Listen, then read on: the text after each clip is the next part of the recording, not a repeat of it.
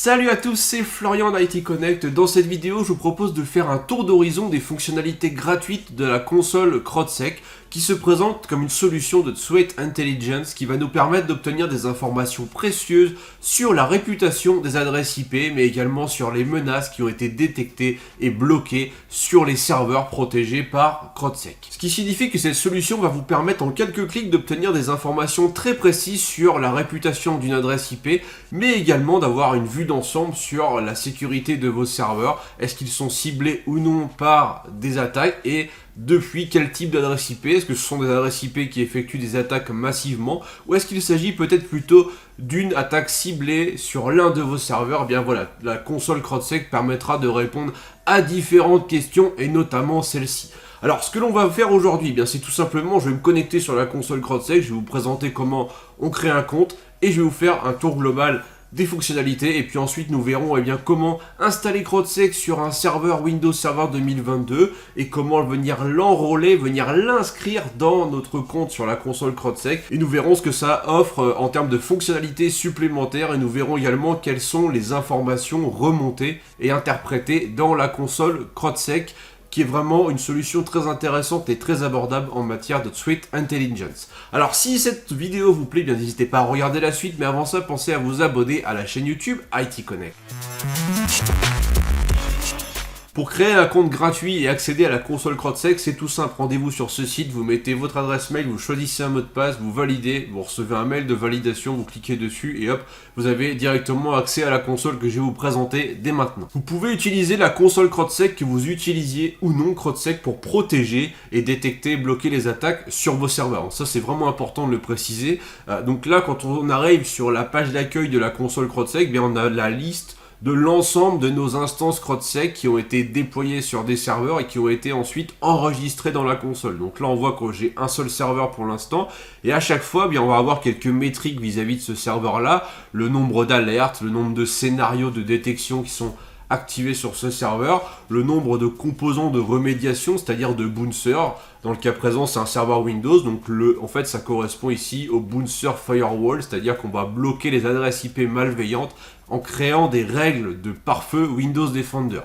Et la partie blocklist, donc ce qui permet de bloquer des listes d'adresses IP malveillantes, et donc ça je vais approfondir cette fonctionnalité juste après, et c'est l'un des bénéfices justement de la console CrowdSec. Si on bascule dans la partie alerte, ici on va avoir une vue d'ensemble sur les alertes qui ont été détectées par nos instances CrowdSec déployées donc sur nos différents serveurs Windows, Linux ou autres. Donc là on a vraiment une vue d'ensemble où on va pouvoir filtrer selon différents critères, l'IP source, le pays source, le type de CVE exploité, etc. Donc c'est très intéressant et on peut aller assez loin. Et on peut aussi jouer sur la période de temps, comme on le voit ici. Et on va avoir vraiment accès ici donc à des statistiques assez globales. Et on peut cliquer donc sur la vue étendue pour avoir bien plus de précision et s'intéresser en détail à telle ou telle métrique. Et ensuite, si nous cliquons sur ce bouton ici, nous allons pouvoir accéder à une zone de recherche. Il suffit de rentrer une adresse IP et on peut accéder à plein d'informations au sujet de la réputation de cette adresse IP, donc grâce à la Threat Intelligence de CrowdSec. Donc on va voir en pratique cette fonctionnalité par la suite. Là je fais vraiment un tour d'horizon dans un premier temps. On a ensuite la partie blocklist qui est ici en fait, qui nous permet d'accéder à des listes d'adresses IP malveillantes, qui sont des listes tierces, mais aussi des listes CrowdSec Premium. Donc nous, en tant qu'utilisateurs gratuits, nous allons pouvoir nous abonner à 3 listes d'adresses IP différentes et les affecter à nos instances CrowdSec. Ce qui veut dire que sur nos instances CrowdSec, on va bloquer déjà toutes les adresses IP qui ont été remontées par la communauté CrowdSec, et en plus, on va bloquer les adresses IP malveillantes qui ont été collectées au sein d'autres listes, comme ici on voit la liste Firewall, Cybercrime Tracker List. Donc ce sont notamment des adresses IP qui sont associées à des activités de serveurs de Command and Control. Et donc dans cette liste-là, on va avoir un peu plus de 1000 IP. Et on voit déjà que c'est une liste qui est utilisée par plus de 6000 utilisateurs de la console CrowdSec. Avant de rentrer dans le détail de ces fonctionnalités, j'attire votre attention ici sur la partie pricing, ce qui permettra d'en savoir plus et bien sur les fonctionnalités disponibles dans la version Enterprise. Comme on peut le voir ici, vous avez un comparatif complet qui est disponible sur cette page.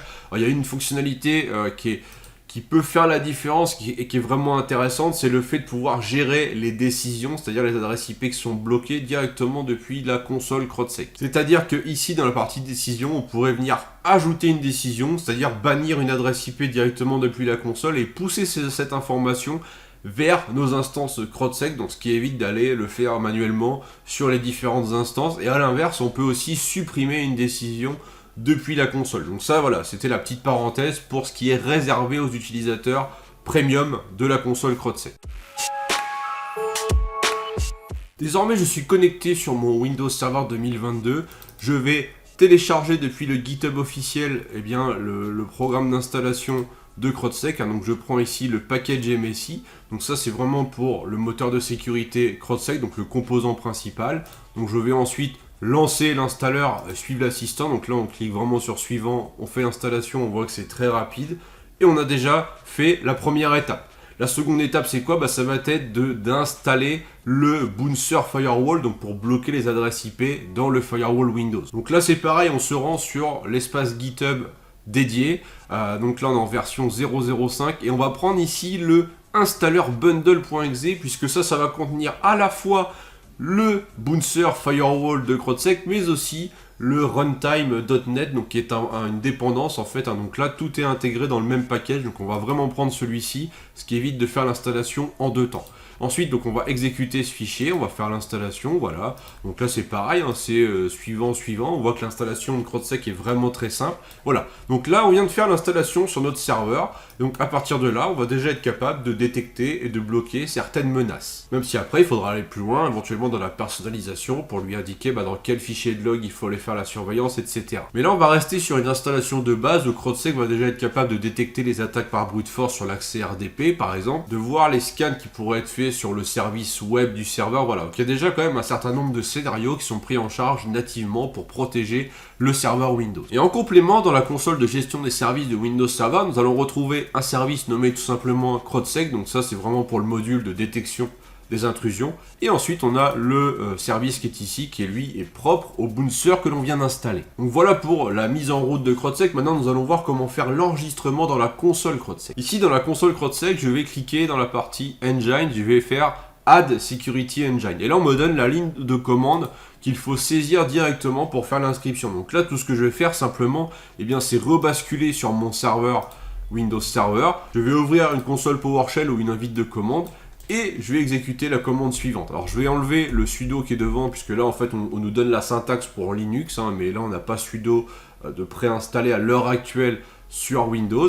Et donc là, si je fais ça, en fait je vais inscrire la machine avec un ID aléatoire, mais il faut savoir qu'on peut compléter la commande de manière à préciser directement un nom, ce qui peut être intéressant si on enrôle plusieurs machines en parallèle pour s'y retrouver. Là j'ai qu'une seule machine, donc je vais faire rentrer. Donc là j'ai fait une demande d'inscription. Donc ce qu'il va falloir faire maintenant, c'est rebasculer sur la console CrowdSec. Et on voit ici que j'ai une demande d'inscription en attente, donc je vais accepter l'inscription. Voilà. Et donc maintenant, j'ai deux CrowdSec qui sont enregistrés dans ma console, comme on peut le voir ici. Donc je vais retourner par contre sur le serveur Windows Server, puisqu'il va falloir redémarrer le service CrowdSec, comme on nous le dit ici. Donc on peut faire la commande PowerShell, restart-service CrowdSec, si l'on est dans une console PowerShell. Sinon, vous pouvez aussi utiliser la console de gestion des services et faire un clic droit ici dans All Tasks, redémarrer. Voilà. Et donc une fois que ça c'est fait, du coup on va pouvoir rebasculer une nouvelle fois sur la console CrowdSec et nous allons cliquer sur la nouvelle machine qui a été inscrite ici. On va aller dans les trois petits points qui sont là et on va éditer le nom et les tags. En fait, ici, déjà, on va pouvoir nommer cette machine différemment, puisque pour l'instant, comme on peut le voir ici, j'ai un nom qui n'est pas très évocateur. Ce qu'on va faire déjà, c'est remettre le nom du serveur tel qu'il est défini au niveau du système d'exploitation. Donc ce qui me donne ceci. Et après on a un système de tags. On voit déjà moi que j'ai créé deux tags. Un tag qui s'appelle type et un tag qui s'appelle OS. Alors, on peut vraiment créer tous les tags qu'on veut. Il suffit de mettre le nom du tag, la valeur. Donc là par exemple, moi je vais lui associer le tag Windows Server puisque c'est un Windows Server et aussi le tag Web Server puisque c'est mon deuxième Web Server. Avec 2 IS. Donc là je fais update, ce qui va permettre en fait de catégoriser vos instances CrowdSec en fonction du type d'OS, du type d'environnement, production, développement, voilà, tout ce qu'on veut. Et après on va pouvoir utiliser ces filtres là lorsque l'on va consulter les insights dans la console CrowdSec. Donc ça, c'est vraiment la première action à faire suite à l'inscription de la machine. Ce que l'on va faire, eh bien, c'est s'intéresser à la partie blocklist. Ici, je vais cliquer sur parcourir les blocklists disponibles et je vais retrouver les blocklists que j'évoquais tout à l'heure. Donc, il y en a qui sont plus ou moins orientés sur les proxys, d'autres sur les botnets, etc. Moi, ce qui m'a bien plu dans cette liste-là, c'est m'intéresser à celle-ci, sur laquelle j'ai déjà inscrite une machine. Et donc, je vais pouvoir venir inscrire une autre machine. Déjà, il faut savoir que quand on veut en savoir plus sur une liste, il suffit de cliquer sur le bouton Subscribe. Et là, on obtient différentes informations. Donc là, je vais revenir en arrière. Je vais aller sur Manage ici, puisque moi, je vais ajouter cette nouvelle machine également dans cette blocklist. Alors, quand on arrive sur une blocklist comme ça, on a plusieurs insights, plusieurs métriques. Voilà, on voit la date de dernière mise à jour, le pourcentage de modifications dans cette base sur les 2 derniers jours, sur le dernier mois. On voit également s'il y a eu des faux positifs de reportés. Là, il n'y en a aucun. Donc, ça veut dire que toutes les adresses IP qui sont présentes dans cette liste sont réellement malveillantes. Il n'y a pas eu de signaux disant le contraire qui auraient été signalés. Et nous avons d'autres informations, comme ici le fait que l'exclusivity soit very high, c'est-à-dire que les adresses IP qui sont présentes dans cette liste-là ne sont pas présentes dans les autres listes. Donc ce qui va vraiment nous permettre de bloquer des adresses IP malveillantes en plus de celles qui pourraient être présentes dans d'autres listes. Donc ça va être intéressant pour déjà avoir un niveau de protection de base assez élevé sur nos serveurs grâce à l'utilisation de plusieurs blocklists. On peut avoir 3 blocklists dans la version gratuite. Et après, on a d'autres informations, voilà le type d'attaque effectuée, les adresses IP les plus agressives, les fournisseurs d'accès qui sont utilisés, les pays qui sont les plus ciblés par les adresses IP contenues dans cette liste. On voit que la France est ici. Et voilà. Et là, on a les moteurs de sécurité CrowdSec qui sont abonnés à cette blocklist. Donc là, je vais en ajouter un. Je vais ajouter le serveur que je viens d'inscrire il y a quelques minutes et on va sélectionner l'action que l'on souhaite effectuer. Moi, je vais sélectionner ban, c'est-à-dire que toutes les adresses IP malveillantes présentes dans cette liste, je vais les bannir. Donc elles n'auront pas accès à mon serveur. C'est-à-dire qu'elles n'auront même pas l'opportunité de tenter une attaque contre mon serveur puisqu'elles seront déjà bannies de base par une règle de pare-feu Windows Defender. Donc je vais confirmer la souscription, voilà, et après il faut compter à peu près 2 heures, le temps que tout ça se mette en place et redescende au niveau de notre serveur. Mais voilà, en tout cas, c'est en place. Maintenant, je vais retourner sur le Security Engine, sur les alertes. On voit ici qu'on a un certain nombre d'alertes qui ont été remontées, notamment sur le serveur qui est inscrit depuis quelques jours, qui est ici. On voit qu'il y a 10 alertes dessus. D'ailleurs, je peux cliquer sur les 10 alertes et j'ai les alertes propres à ce serveur. On voit qu'il y a un filtre qui a été créé automatiquement. Ici, je peux sélectionner une IP pour en savoir plus à son sujet. Typiquement, je vais cliquer sur cette IP. Alors cette IP, en fait, c'est celle que j'ai utilisée pour simuler quelques attaques. Donc c'est vraiment le résultat de mes propres actions personnelles. Donc en fait, ce n'est pas une IP qui est utilisée par des cybercriminels pour attaquer de nombreux serveurs. Là, c'est mon IP. Donc on voit en fait que déjà cette IP, elle a été vue pour la première fois dans la Threat Intelligence de CrowdSec il y a 2 jours. Elle a été vue pour la dernière fois il y a une journée. Elle est localisée aux États-Unis et elle est connue maintenant pour faire du brute force sur le service RDP SMB. Effectivement, à partir de cette IP, j'ai fait 2 types d'attaques. Du scan web sur le serveur de ZIS en utilisant notamment l'outil Nikto et j'ai fait aussi du brute force sur l'accès RDP puisque pour cette démo, j'ai exposé le service RDP de mon serveur sur Internet. Et donc on voit que tout de suite, ça a été catégorisé. On voit en plus à chaque fois que qu'on est renvoyé, si on le souhaite, vers le référentiel du MITRE, donc ce qui est intéressant. Comme ça, on aura directement toute la documentation relative à ce type d'attaque. Et on a toute la cartographie liée à cette IP. On voit que son activité est assez récente là au mois d'avril. Il n'y a pas rien eu avant. On a un certain nombre d'informations. On voit malgré tout que tout ça est assez limité puisque cette adresse IP n'est pas réellement malveillante et surtout son activité malveillante est relativement récente et il n'y a pas eu beaucoup de signaux renvoyés à son sujet. Maintenant, on va basculer dans la partie CrowdSec Threat Intelligence qui est ici et nous allons faire une recherche sur l'adresse IP que j'ai mise à l'écran. On va faire Search ici. Et là, on va voir que les résultats vont être totalement différents. Donc ça, c'est une IP en fait qui a été détectée et bloquée sur une autre instance CrowdSec que j'utilise. Et là, on peut voir donc déjà que c'est totalement différent, puisque cette adresse IP est directement à une mauvaise réputation, elle est considérée comme malveillante. On voit qu'elle effectue un certain nombre d'attaques, notamment sur les services web. On a du brute force HTTP par exemple. Là encore, on a des différents liens vers le Mitre, donc ça c'est intéressant. Et on va avoir ici une cartographie beaucoup plus précise de son activité. Et on voit en fait qu'elle est très agressive, quasiment continuellement, parce qu'on a ici sur les 24 dernières heures, les 7 derniers jours, les 3 derniers mois, voire même le dernier mois. On voit vraiment que l'autre qui se cache derrière cette adresse IP est utilisé pour faire des scans sur le web. C'est plutôt quelque chose d'opportuniste pour le coup. Et si on descend encore un petit peu plus, on voit que cette IP, elle est déjà connue et elle est déjà bloquée par 2 blocklists, notamment la blocklist à laquelle on a abonné notre machine précédemment et que l'on a ici. Donc ce qui veut dire que mon serveur Windows Server, lui déjà de base, maintenant il va bloquer cette IP là qui est malveillante, il ne la connaît pas encore, mais grâce au fait de lui avoir ajouté cette blocklist, eh bien il va être directement protégé de celle-ci. Et voilà, on a différentes informations, toujours pareil, la partie pays, tout ça est très complet.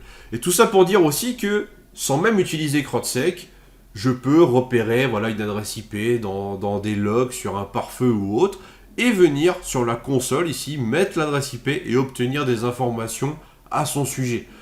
C'est pas forcément une IP qui a été remontée par une alerte de CrowdSec. J'insiste vraiment là-dessus, on peut vraiment consulter la suite Intelligence comme on le souhaite, même si on est limité à 10 requêtes par période de 2 heures avec la version gratuite. Et on a aussi des intégrations possibles, notamment comme on le voit ici dans la documentation, avec certaines solutions comme OpenCTI, Splunk, comme on le voit là, The Hive, voilà. On a pas mal d'intégrations possibles, et notamment aussi la possibilité de solliciter une API. Pour finir, je vais simplement rebasculer rapidement ici sur la vue d'ensemble de mes alertes, puisque j'ai une adresse IP qui est apparue ici, qui a essayé de faire une attaque visiblement sur mon serveur, et c'est une adresse IP dont l'attaque remonte au 18 avril à 23h.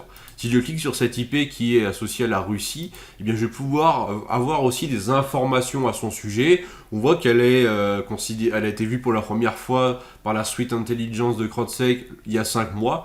Et si on descend tout en bas, on va voir que sa cible favorite, eh bien, c'est la France. 30% des attaques effectuées depuis cette adresse IP sont dirigées vers la France. Et on voit que cette adresse IP est notamment utilisée pour faire du brute force sur Windows et du scan de port. Voilà, après avoir regardé cette vidéo, vous avez une vue d'ensemble des fonctionnalités offertes par la console CrowdSec dans sa version gratuite et aussi le potentiel, la valeur ajoutée de la suite Intelligence que vous pouvez solliciter pour obtenir des informations sur telle ou telle adresse IP, que ce soit une adresse IP qui a été détectée par votre instance CrowdSec ou tout simplement une adresse IP que vous avez vue dans les logs d'un serveur, d'un pare-feu, d'un switch, etc. sur votre site web. Voilà, il y a plein de cas d'usage différents pour lesquels on peut avoir besoin de solliciter la suite Intelligence de CrowdSec pour avoir des informations sur la réputation d'une adresse IP.